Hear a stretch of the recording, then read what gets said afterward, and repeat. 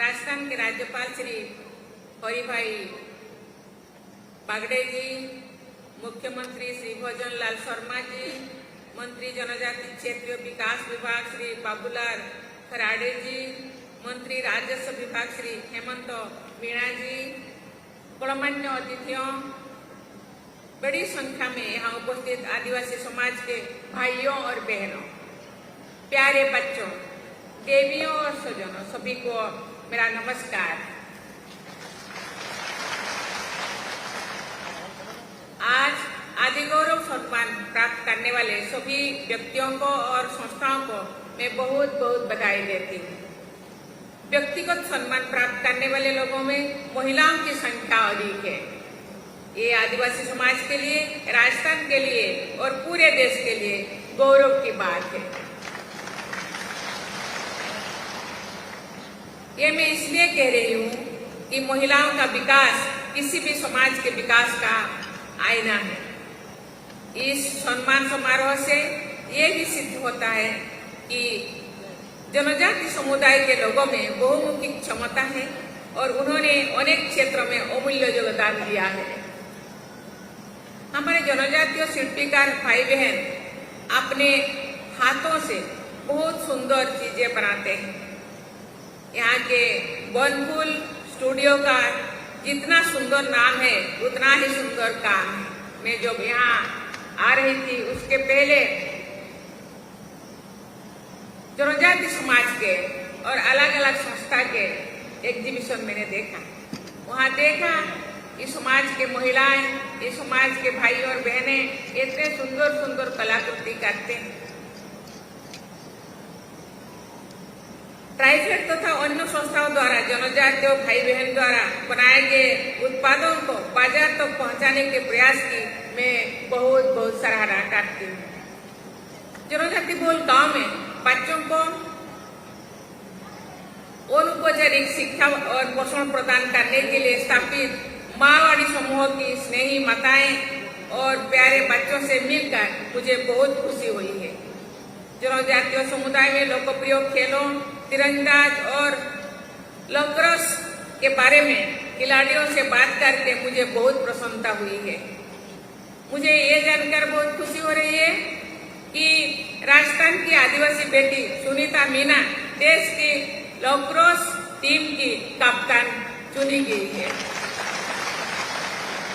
राजस्थान के जनजाति समाज के बेटे और बेटियां खेलकूद की राष्ट्रीय और अंतर्राष्ट्रीय प्रतियोगिताओं में आदिवासी समाज का, राज्यों का और देश का गौरव बढ़ा रहे हैं।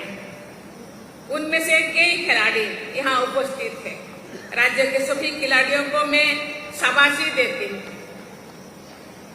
यहाँ स्वयं सहायता समूह से जुड़े राजीविका सखियां बड़ी संख्या में मौजूद है। उनके अमूल्य योगदान के लिए मैं उनकी विशेष सराहना करती हूँ। इस कार्यक्रम में राजीविका सखियों की प्रतिनिधि बहनों को चेक प्रदान करके मुझे बहुत खुशी हो रही है।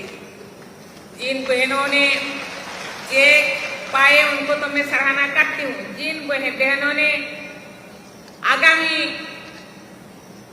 दिनों में चेक पाने के लिए योग्य होंगे वो अभी से अपना प्रयास जारी रखे, उनको भी आगामी दिन में जरूर चेक मिलेगा। इसीलिए सभी बहनों को मैं आग्रह करती हूँ अपना काम, अपना व्यवसाय और जारी रखे और उत्कृष्ट से उत्कृष्ट काम करे, वो भी चेक पाने का हकदार बने। जनजातीय नृत्य में सहजता और ऊर्जा होती है। मैं यहाँ जब आ रही थी तो जनजातीय भाइयों और बहनों में अपना नृत्य प्रदर्शन कर रहे थे।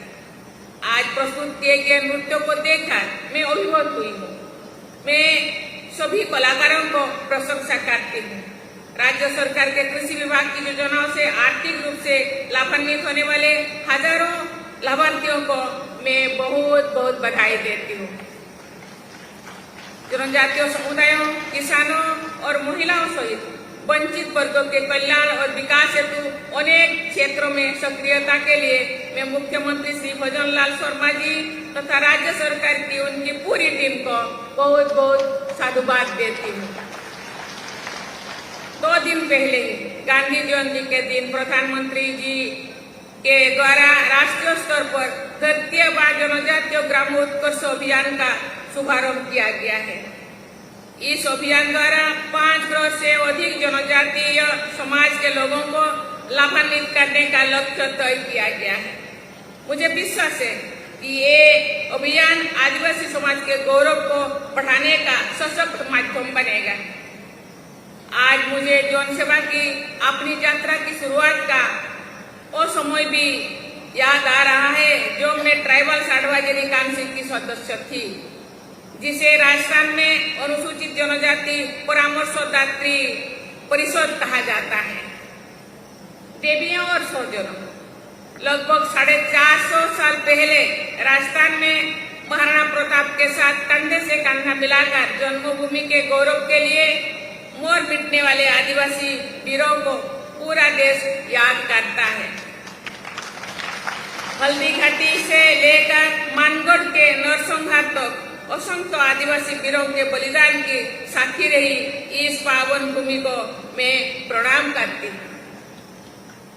कुछ देर पहले मुझे पवित्र मानगढ़ धाम में पूज्य गोविंद गुरु जी अलौकिक ज्योति की प्रतीक ध्वनि का दर्शन करने का अवसर मिला।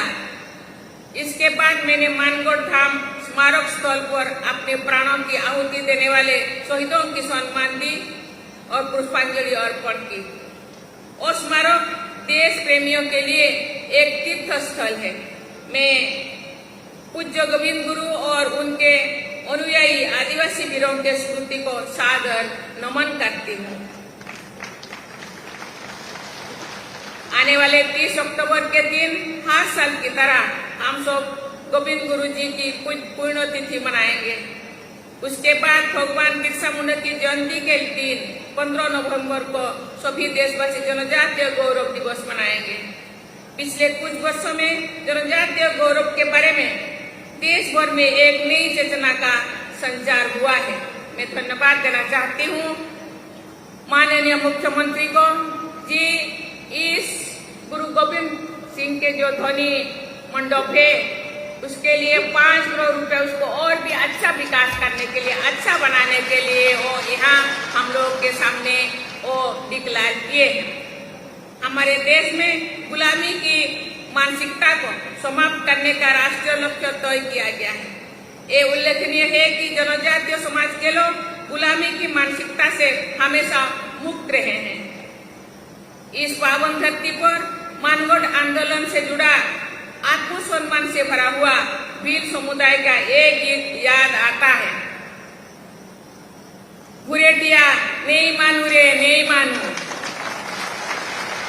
दिल्ली में मारी गाड़ी है, बणेश्वर मारो लिखो है, मानगढ़ मेरा झगड़ो है, नहीं मानू रे नहीं मानू। अर्थात अंग्रेज तेरी बात में नहीं मानू नहीं मानू। दिल्ली में मेरा आसन है, बणेश्वर मेरा ग्रंथ है, मानगढ़ मेरा ऐलान है। अंग्रेज तेरी बात में नहीं मानू नहीं मानू।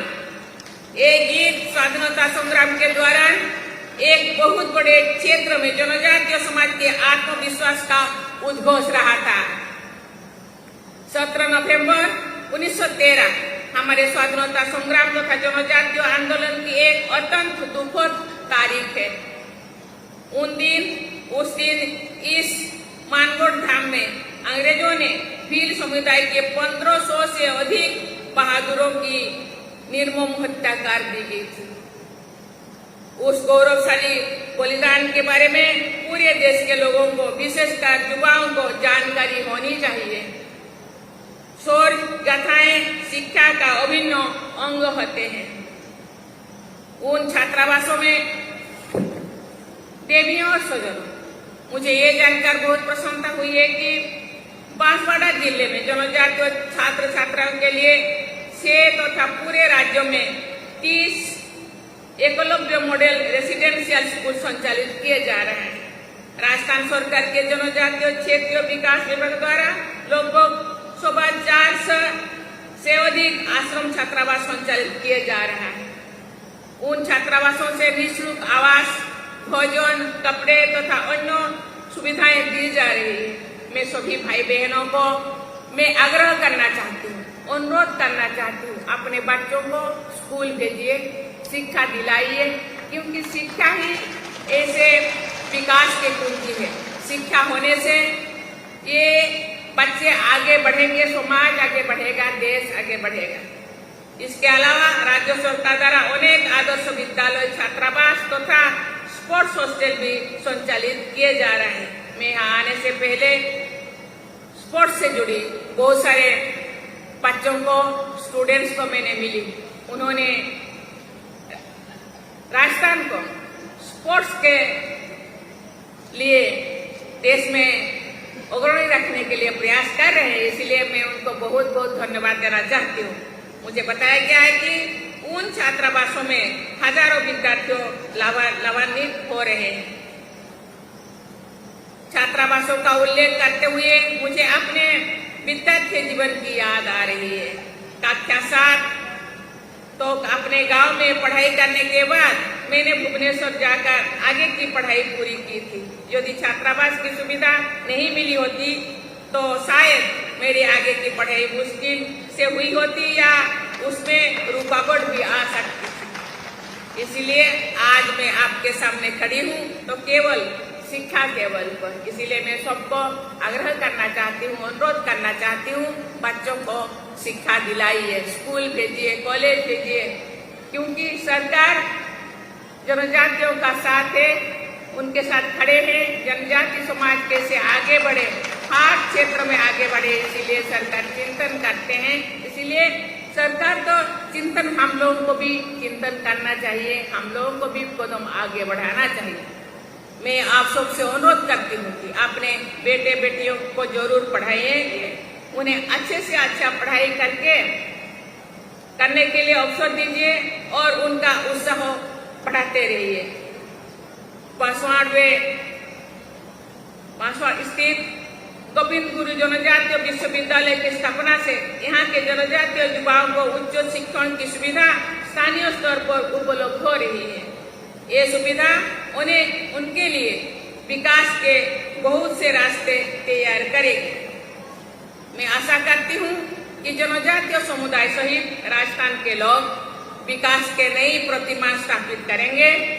मैं राजस्थान के सभी निवासियों के स्वर्णिम भविष्य की कामना करती हूँ। इसी के साथ मैं आपको बहुत बहुत धन्यवाद देती हूँ। जय हिंद, जय भारत।